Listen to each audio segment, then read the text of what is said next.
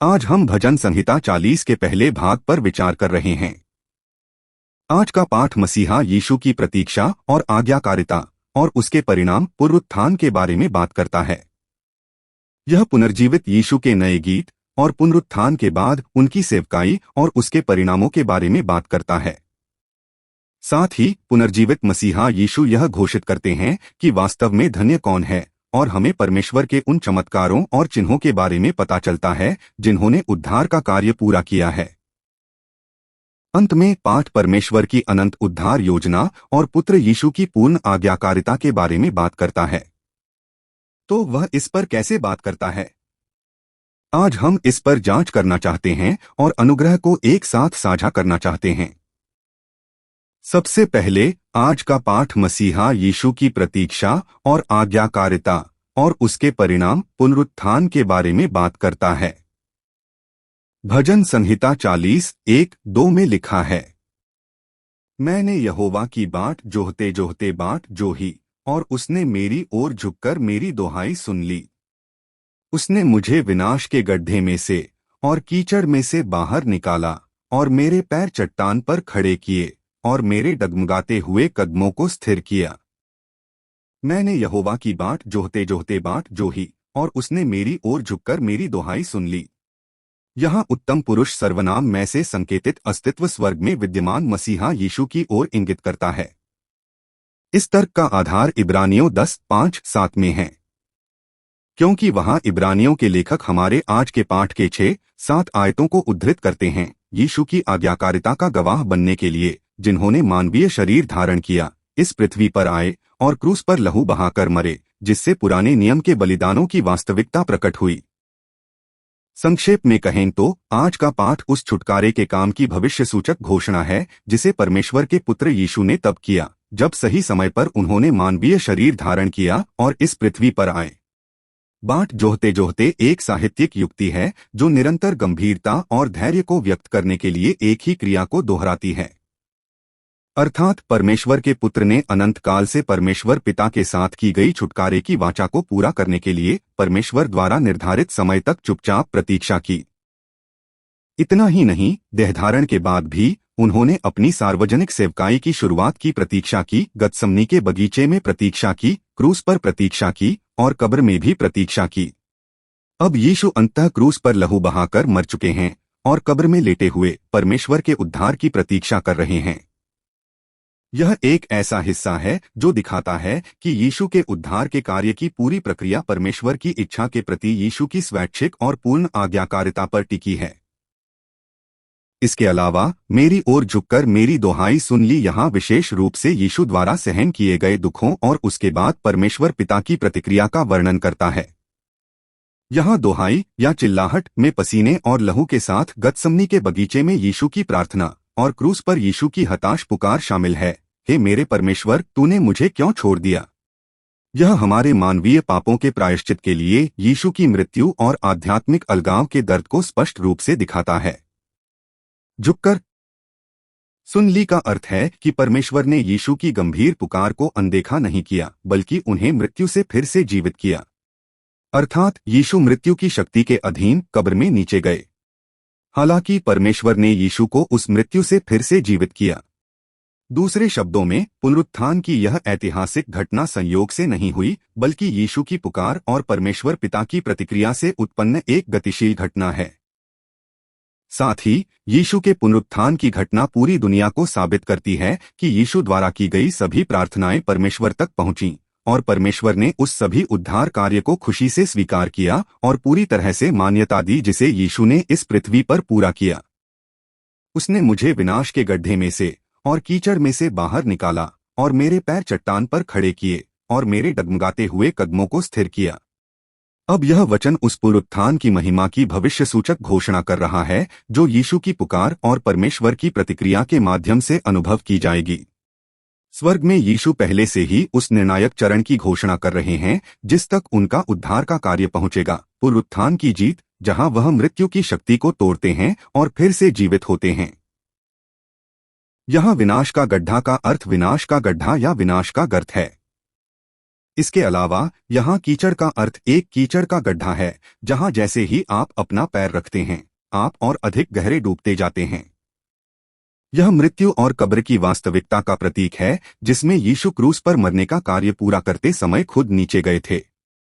अर्थात यीशु ने हमारे मानवीय जाति के सभी पापों को अपने ऊपर ले लिया और मृत्यु के उस कीचड़ में चले गए जिससे हम मनुष्य अपनी शक्ति से कभी बाहर नहीं निकल सकते थे। हालांकि परमेश्वर ने ऐसे यीशु को अकेला नहीं छोड़ा, बल्कि यीशु को मृत्यु के उस गड्ढे से, विनाश के उस कीचड़ से बाहर निकाला। अर्थात परमेश्वर ने उस कब्र में मृत्यु की शक्ति को तोड़ दिया और यीशु को फिर से जीवित किया, जिससे यीशु के जीवन और मूल महिमा को हमेशा के लिए बहाल कर दिया। यीशु का ऐसा पुनरुत्थान परमेश्वर पिता और परमेश्वर पुत्र के बीच अनंत काल से की गई छुटकारे की वाचा की पूर्ति है और उद्धार के एक नए इतिहास की शुरुआत है। इसके अलावा यहाँ चट्टान उस परमेश्वर की न्याय और यीशु की महिमा का प्रतीक है, जिस पर अब उनके पैर खड़े होंगे मृत्यु के उस दलदल से बाहर निकाले जाने के बाद। अर्थात यहाँ न्याय परमेश्वर के उस धार्मिक निर्णय को इंगित करता है कि यीशु में कोई पाप नहीं है, और महिमा यीशु की अनंत शाही शक्ति की बहाली को इंगित करती है। दूसरे शब्दों में, यीशु के पैर जो कब्र से उठ खड़े हुए, अब परमेश्वर के धार्मिक निर्णय और अनंत शाही शक्ति के स्थान पर खड़े हैं, जो पूरे ब्रह्मांड में सबसे ठोस और सुरक्षित स्थान है। अब यीशु के पैर अनंत जीत के पैर हैं, जिन्हें फिर कभी नीचा नहीं दिखाया जाएगा या चोट नहीं पहुंचाई जाएगी।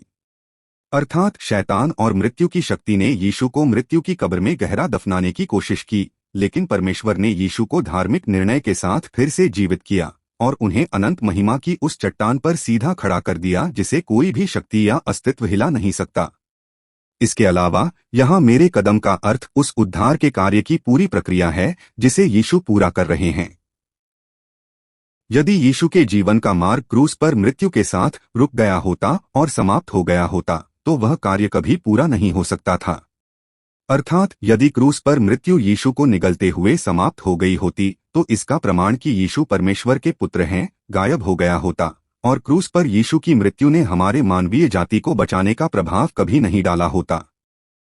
हालांकि परमेश्वर ने यीशु के कदमों को फिर से चट्टान पर मजबूती से खड़ा कर दिया, यह साबित करते हुए कि यीशु की सेवकाई पूरी तरह से स्वीकार की गई और सफल रही। इसके अलावा यीशु का पुनरुत्थान न केवल यीशु के अपने उद्धार के कार्य को स्थापित करता है, बल्कि हम में, परमेश्वर के लोगों में, एक निर्णायक दृढ़ विश्वास भी रोपता है। यह इसलिए है क्योंकि जैसे यीशु ने मृत्यु की शक्ति को तोड़ दिया और बाहर आए, पुनरुत्थान की आशा की हम भी, परमेश्वर के लोग, इस दुनिया के अंत में एक आध्यात्मिक शरीर के साथ फिर से जीवित होंगे, पुष्टि हो गई है। अर्थात यीशु का पुनरुत्थान यीशु द्वारा किए गए छुटकारे के कार्य की एक पूर्ण गारंटी है और स्पष्ट प्रमाण है कि उद्धार का इतिहास जिसे परमेश्वर यीशु के माध्यम से पूरा कर रहे हैं, एक अनंत सत्य है जो कभी विफल नहीं होगा। दूसरा, आज का पाठ पुनर्जीवित यीशु के नए गीत और पुनरुत्थान के बाद उनकी सेवकाई और उसके परिणामों के बारे में बात करता है। भजन संहिता 40:3 में लिखा है, उसने मेरे मुंह में एक नया गीत डाला, हमारे परमेश्वर की स्तुति। बहुत से लोग इसे देखेंगे और डरेंगे और यहोवा पर भरोसा रखेंगे। उसने मेरे मुंह में एक नया गीत डाला, हमारे परमेश्वर की स्तुति। बहुत से लोग इसे देखेंगे और डरेंगे और यहोवा पर भरोसा रखेंगे। यह वचन मृत्यु से पुनर्जीवित यीशु का स्वीकारोक्ति है, जो पुनरुत्थान के बाद यीशु की सेवकाई और उसके परिणामों को दिखाता है। अर्थात यहाँ नया गीत का अर्थ केवल एक नई धुन वाला गीत नहीं है, बल्कि वह जीत का गीत है जिसे यीशु मृत्यु पर विजय पाने और पुनर्जीवित होने के बाद गाते हैं। बल्कि यह मसीहा यीशु की स्तुति है जो पुनरुत्थान की सुबह गूंजती है, क्रूस पर मृत्यु और मृत्यु की कब्र से गुजरने के बाद। यीशु इस नए गीत को हमारे परमेश्वर की स्तुति के रूप में पेश करते हैं। यह एक ऐसा गीत है जो परमेश्वर की सारी शक्ति, ज्ञान और प्रेम की स्तुति करता है, जिन्होंने अनंत काल से उद्धार की योजना बनाई, एकमात्र पुत्र को इस पृथ्वी पर भेजा, उन्हें क्रूस पर लहू बहाकर मरने दिया और उन्हें कब्र से फिर से जीवित किया। साथ ही मेरे मुंह में डाला इंगित करता है कि यीशु के मुंह से निकलने वाले नए गीत की उत्पत्ति परमेश्वर में है। अर्थात क्रूस पर यीशु की मृत्यु और पुनरुत्थान संयोग से हुई घटनाएं नहीं थीं, बल्कि यह तथ्य था कि परमेश्वर की इच्छा, जो अनंत काल से नियोजित थी, आखिरकार अपनी वास्तविकता को प्रकट किया और दुनिया के इतिहास में दिखाई दी। दूसरे शब्दों में, परमेश्वर ने अनंत काल से उद्धार की योजना बनाई, उस योजना को एक लंबे इतिहास के माध्यम से कदम दर कदम तैयार किया था और अंततः यीशु के माध्यम से उन सभी योजनाओं को पूरी तरह से पूरा किया और संपन्न किया। साथ ही यह यीशु की सेवकाई का संकेत देता है जो पुनरुत्थान के बाद भी जारी रहेगी।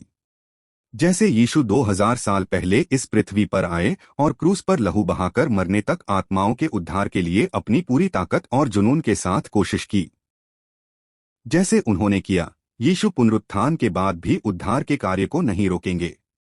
अर्थात अभी भी यीशु हमारे बीच पवित्र आत्मा भेजते हैं, हमारे दिलों को खोलते हैं और हमें यह महसूस करने देते हैं कि परमेश्वर कौन है, मनुष्य वास्तव में किस प्रकार का अस्तित्व है और परमेश्वर का न्याय, स्वर्ग और नरक की वास्तविकता क्या है। बल्कि अभी भी पुनर्जीवित यीशु व्यक्तिगत रूप से अपने लोगों को उस पवित्र आत्मा के कार्य के माध्यम से बुला रहे हैं और इकट्ठा कर रहे हैं जिसे उन्होंने भेजा है।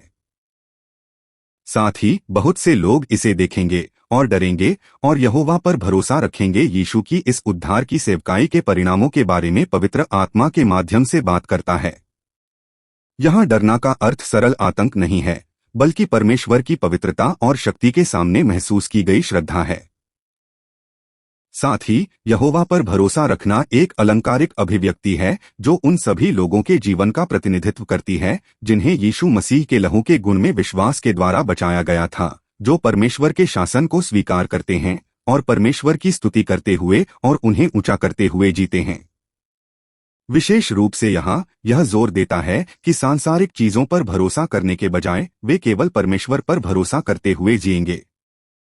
दूसरे शब्दों में, बचाए जाने से पहले वे लोग थे जो अपनी संपत्ति, क्षमताओं, ज्ञान और जानकारी पर अधिक भरोसा करते हुए जीते थे।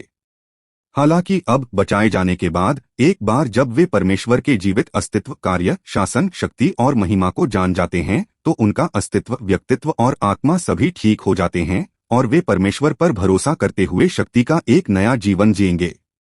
वैसे भी आज का पाठ भविष्यवाणी कर रहा है कि पुनर्जीवित यीशु की सेवकाई के माध्यम से बहुत से लोग परमेश्वर के पास लौटेंगे। साथ ही जो लोग लौट आए वे न केवल इस पृथ्वी पर शक्ति का एक नया जीवन जिएंगे, बल्कि परमेश्वर के न्याय के दिन उन्हें उन लोगों के रूप में पाया जाएगा जो यहोवा पर भरोसा रखते हैं, न्याय से बचेंगे और परमेश्वर के अनंत राज्य में प्रवेश करेंगे।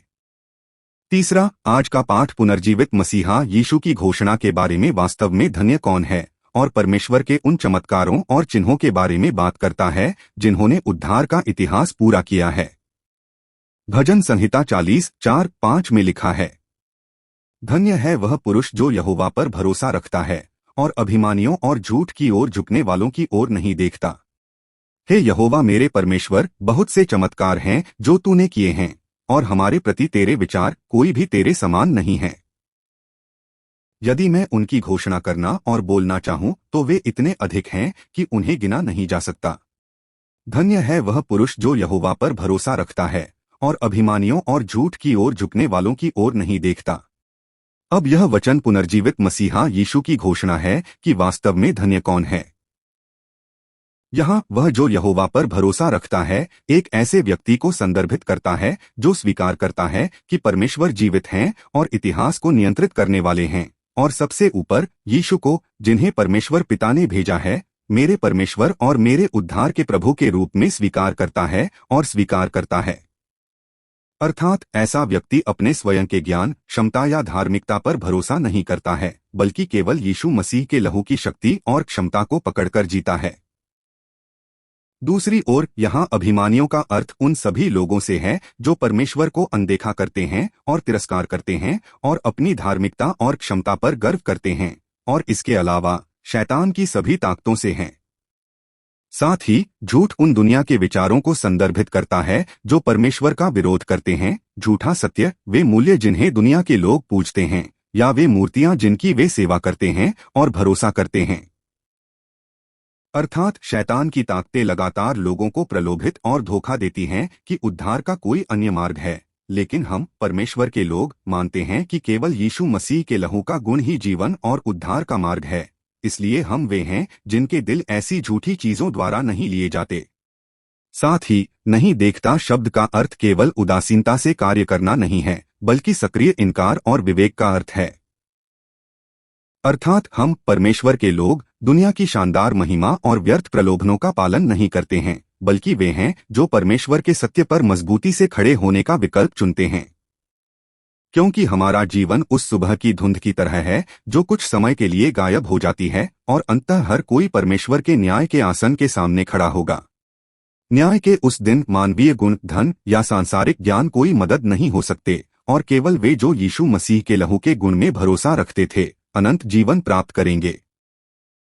इसलिए आज के पाठ द्वारा घोषित आशीर्वाद का अर्थ सांसारिक सफलता या समृद्धि नहीं है, बल्कि यीशु मसीह में विश्वास करके परमेश्वर के राज्य का अधिकारी होना है। केवल ऐसा व्यक्ति ही परमेश्वर द्वारा स्वीकृत धन्य व्यक्ति है। हे यहोवा मेरे परमेश्वर, बहुत से चमत्कार हैं जो तूने किए हैं और हमारे प्रति तेरे विचार कोई भी तेरे समान नहीं है। यदि मैं उनकी घोषणा करना और बोलना चाहूं तो वे इतने अधिक हैं कि उन्हें गिना नहीं जा सकता। अब यह वचन पुनर्जीवित मसीहा यीशु की स्तुति और स्वीकारोक्ति है जो उद्धार के इतिहास की स्तुति कर रहे हैं जिसे परमेश्वर ने पूरा किया है। सबसे पहले बहुत से चमत्कार हैं जो तूने किए हैं, यहाँ अलौकिक चमत्कारों को नहीं बल्कि उस उद्धार के इतिहास को संदर्भित करता है जिसे परमेश्वर ने पूरा और संपन्न किया है। अर्थात यह परमेश्वर के अद्भुत चमत्कारों को संदर्भित करता है, जैसे कि पापियों को बचाने के लिए एकमात्र पुत्र यीशु को भेजना, प्रायश्चित पूरा करने के लिए उन्हें क्रूस पर लहू बहाकर मरने देना और उन्हें मरे हुओं में से फिर से जीवित करना। बेशक जब यीशु इस पृथ्वी पर थे उन्होंने अनगिनत चमत्कार और अजूबे भी किए। उन्होंने अंधे की आंखें खोल दी, मरे हुओं को जीवित कर दिया, तूफान को शांत कर दिया, 5 रोटियों और 2 मछलियों के साथ हजारों लोगों को खिलाया। हालांकि ऐसे सभी चमत्कार केवल उन बड़े चमत्कारों की ओर इशारा करने वाले संकेत थे, सबसे बड़े चमत्कार जो आने वाले थे।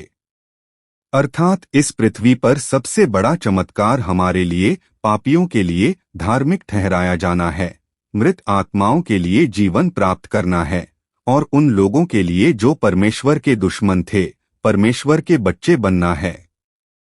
क्या ऐसा नहीं है? इससे बड़ा चमत्कार कैसे हो सकता है? साथ ही हमारे प्रति तेरे विचार यह दिखाता है कि परमेश्वर की उद्धार की योजना संयोग या तत्काल कार्य नहीं है। अर्थात परमेश्वर की उद्धार की योजना मनुष्यों के गिरने के बाद जल्दबाजी में तैयार की गई जवाबी कार्रवाई नहीं है, बल्कि अनंत काल से सावधानी पूर्वक नियोजित एक अनंत निर्धारण है और परमेश्वर पिता और परमेश्वर पुत्र के पूर्ण सहमति के तहत बिना एक भी गलती के पुष्टि की गई है। यीशु इन सभी तथ्यों को किसी से भी बेहतर जानते थे, क्योंकि यीशु परमेश्वर के पुत्र हैं जो अनंत काल से परमेश्वर पिता के साथ रहे हैं और इन सभी की योजना एक साथ बनाई है। इसलिए क्रूस पर यीशु की मृत्यु असफलता नहीं थी, बल्कि अनंत काल से नियोजित जीत थी और अनंत काल से पूर्व निर्धारित उद्धार का मार्ग थी। तदनुसार यीशु पुनरुत्थान की जीत की स्थिति से स्तुति कर रहे हैं कि परमेश्वर पिता का ज्ञान, प्रेम और शक्ति कितनी महान और गहरी है। साथ ही स्वीकारोक्ति कोई भी तेरे समान नहीं है, परमेश्वर की पूर्ण शक्ति और महिमा की घोषणा कर रही है। इसका अर्थ है कि दुनिया में कोई भी देवता, शक्ति या अस्तित्व परमेश्वर की तुलना में नहीं हो सकता। तदनुसार यीशु यह घोषणा कर रहे हैं कि केवल परमेश्वर पिता ही वास्तव में महान हैं और उद्धार की सारी संप्रभुता परमेश्वर पिता की है। अर्थात मानवीय ज्ञान या क्षमता कभी भी ऐसे उद्धार को पूरा नहीं कर सकती। इसका अर्थ है कि केवल परमेश्वर ही पापियों को जीवित कर सकते हैं और मृत्यु की शक्ति पर विजय पा सकते हैं।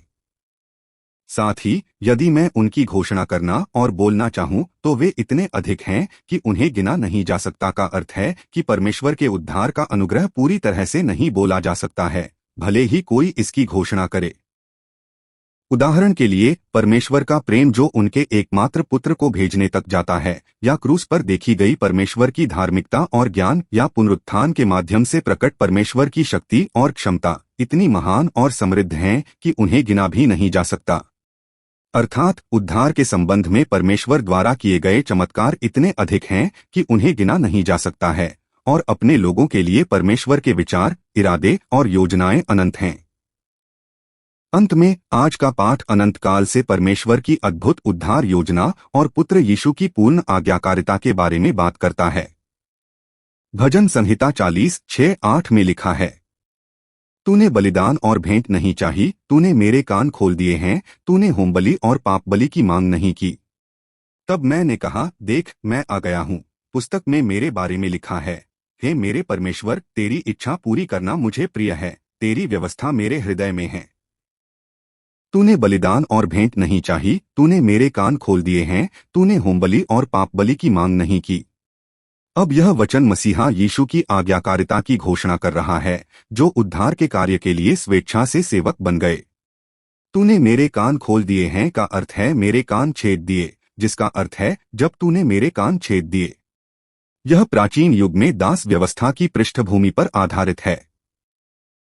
यह एक ऐसे दास की वफादारी को पहचानने की प्रथा है जो अपने मालिक से इतना प्यार करता था, स्वतंत्रता प्राप्त करने में सक्षम होने के बावजूद उसने अपने कान छेदने और अपने पूरे जीवन के लिए उस घर का सेवक बनकर रहने का निर्णय लिया।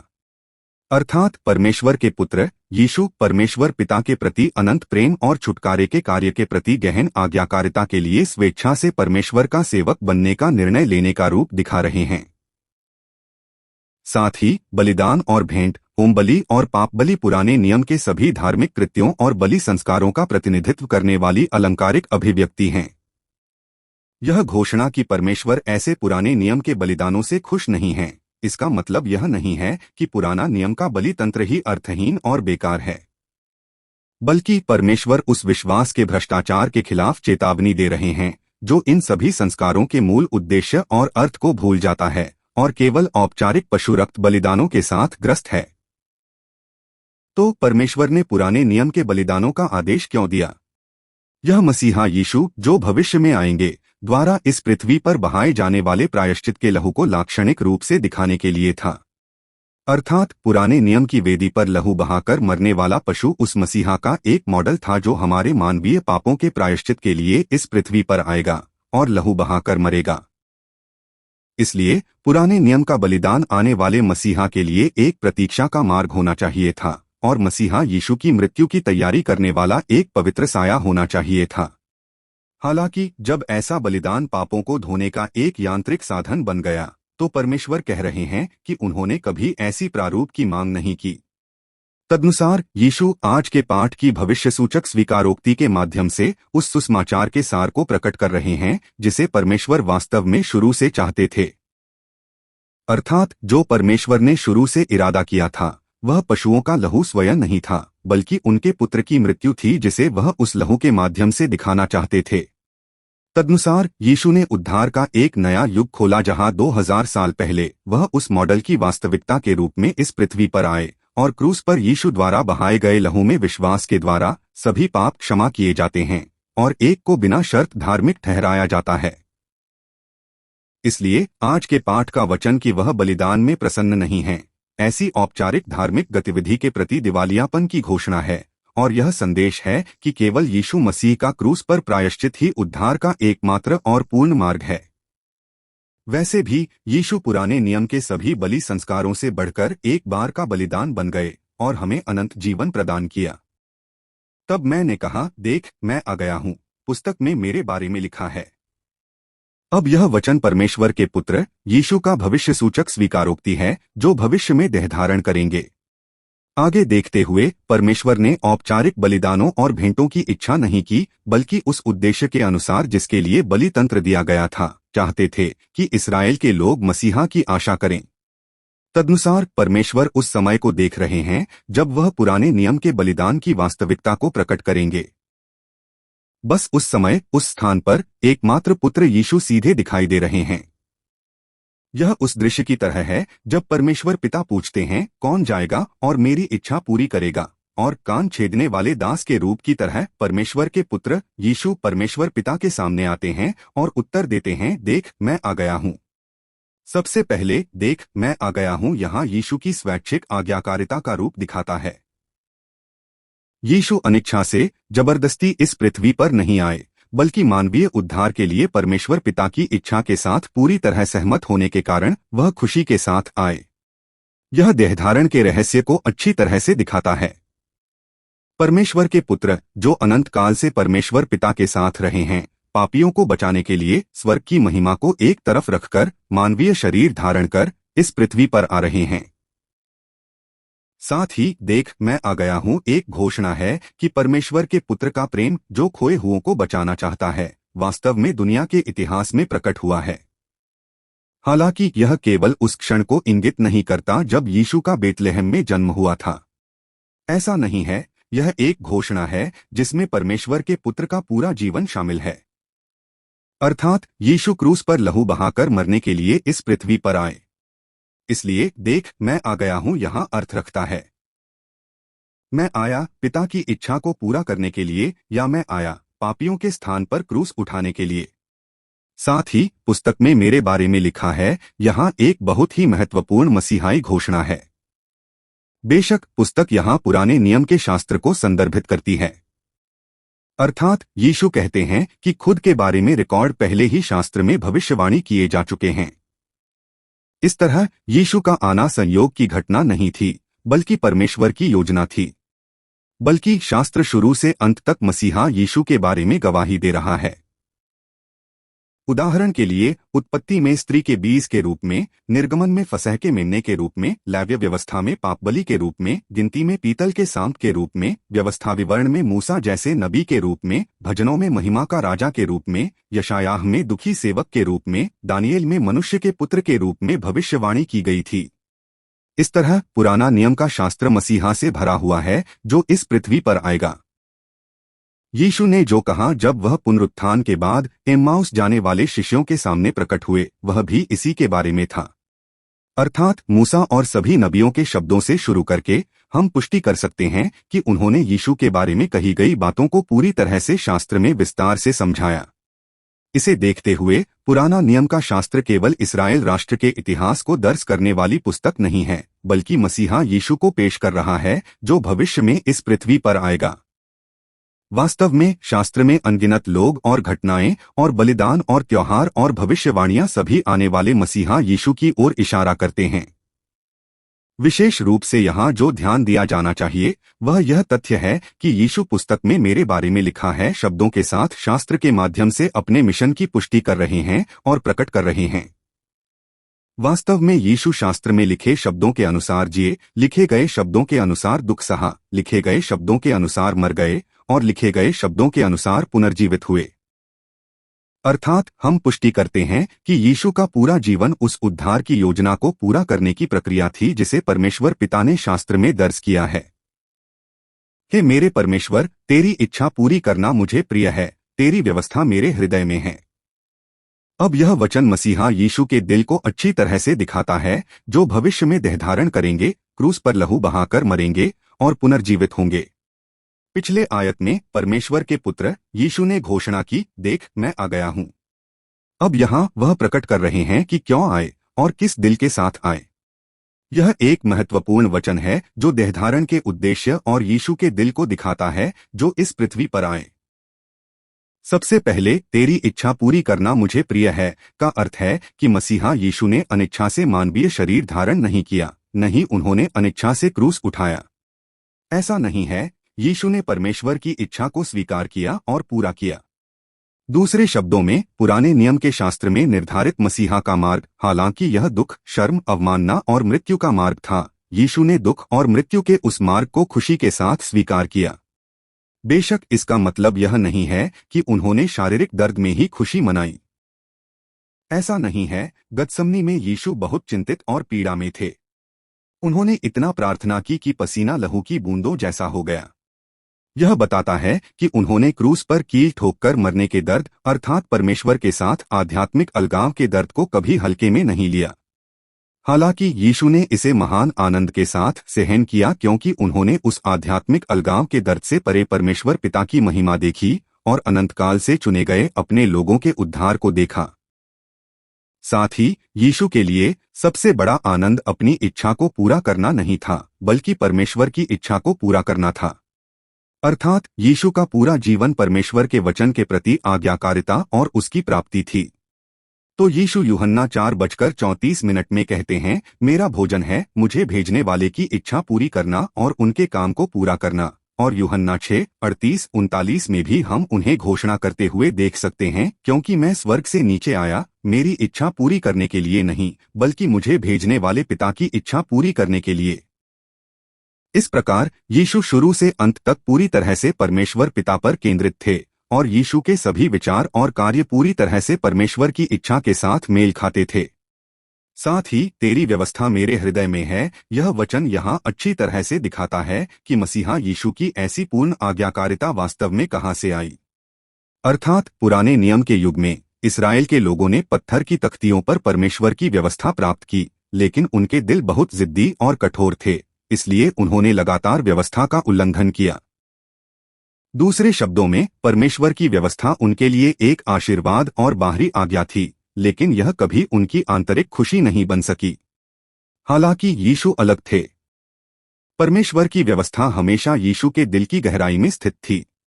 अर्थात क्योंकि परमेश्वर के पुत्र यीशु सार में परमेश्वर पिता के साथ एक थे, उन्होंने पूरी तरह से परमेश्वर की इच्छा और परमेश्वर की व्यवस्था में खुशी मनाई और प्यार किया। इस संबंध के कारण परमेश्वर की आज्ञा, परमेश्वर की व्यवस्था यीशु के लिए भारी बोझ या दबाव नहीं थी, बल्कि एक महान खुशी थी, और यीशु की आज्ञाकारिता एक कर्तव्य नहीं, बल्कि एक महान आनंद थी। तदनुसार यीशु ने कभी भी एक बार भी परमेश्वर की इच्छा का उल्लंघन नहीं किया और कभी भी एक बार भी परमेश्वर की व्यवस्था का उल्लंघन नहीं किया। यहाँ तक कि हम देखते हैं कि वह मानवीय शरीर धारण करने और क्रूस पर लहू बहाकर मरने तक आज्ञाकारी थे। तूने मुझे विनाश के गड्ढे और कीचड़ से बाहर निकाला। यीशु धन्यवाद, धन्यवाद। मैं आपसे प्यार करता हूँ। कृपया हमें आशीर्वाद दें ताकि हम उन लोगों में से बन सकें जो प्रभु यीशु मसीह के लहू के गुण में विश्वास के द्वारा स्वर्ग में प्रवेश करते हैं। मैं यीशु के नाम में आशीर्वाद देता हूँ और प्रार्थना करता हूँ। आमीन।